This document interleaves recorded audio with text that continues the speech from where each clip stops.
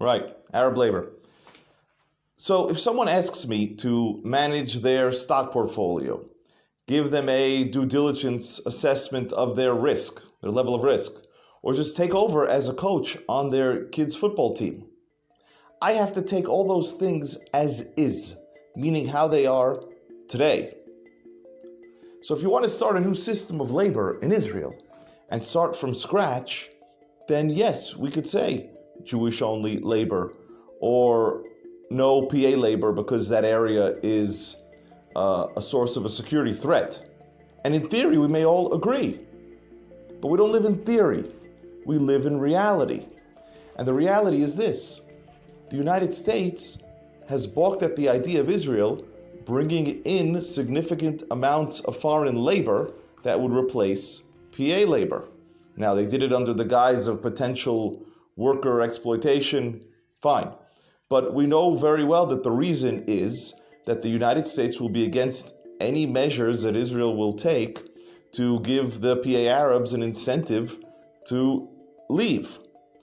And for that reason, the amount of workers coming in from foreign countries, in this case, it's been India, Sri Lanka, it's been just a trickle, a small amount. Now, unfortunately, we know that the Israeli government, this Israeli government, and I would argue the entire generation of Israeli leaders, they are all unable to withstand US pressure, meaning that Israel is unlikely to bring in large numbers of foreign workers because they're afraid of the repercussions from the United States. So understanding this, when someone tells us, no PA labor, Jewish-only labor, we only want foreign workers from India, we could agree and say, sure, great idea. But that conversation is really now theoretical. It's based on a set of factors that do not exist, and based on any analysis, they won't exist in the near future. And we have to, meanwhile, live in reality. And unless you're living in some yeshuvim in the Shomron, where Jews are proud to be laborers for ideological reasons and religious reasons, the reality is that building sites remain vacant, that loans are unpaid, that deadlines are not met.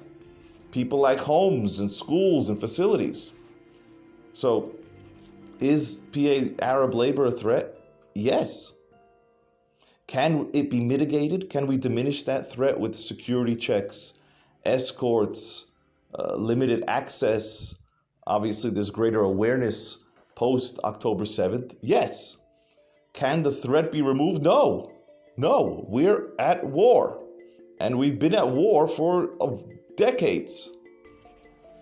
It's a real problem when only one side knows they're at war. But for the sake of going through the arguments, would imported labor cost more? You have to transport them and house them and train them. Yes, it would cost more. Can that be overcome by government subsidies? And would Israelis be willing to pay more? Yes, presumably yes. So it's doable. But it remains moot. It's not really relevant as long as we know that the Israeli government will not import a sizable amount, enough workers needed to replace PA workers. Other arguments we could say is to legislatively, through the Knesset, to create a system similar to the UAE, meaning a tiered system of labor, where foreign workers are on one scale, they get a much lower salary. That'll also quickly fall into the area of theoretical, because we know that Israel's runaway Supreme Court will not allow such a thing. So we could also promote such an idea and say that we want such a system and agree on it, but it's also moot. So forget it. It's not a viable option. And as we've discussed endlessly, the U.S. overreach is not limited to PA labor. We have the exact same framework, the exact same system for PA checkpoints and PA access to shared roads. So while many will argue that PA Arabs come with a level of risk, too much of a security risk, to be allowed access to shared roads with Israelis, the reality is U.S. pressure to improve PA quality of life by less checkpoints, by more access to roads, is another area, another example where Israeli leaders, political and military leaders, they cannot withstand US pressure. So the roads are open and the checkpoints are limited. And it's the same pattern, the same story. We've seen it in domestic appointments for ministers, foreign diplomats being selected and designated, in judicial reform, in war strategy, in policing strategy. They protect the Israeli left's right to public protests and to assemble, but when the right does the same thing, they put sanctions on individuals. And when we, Israel, don't respond, we get it not only from the United States, we get it from the UN and from Europe, and now even Japan and Australia feel free to join in. And it's the same problem and it's the same source. It's Israeli leaders who lack the will and also lack the desire to free themselves and to free Israel from these Western tentacles.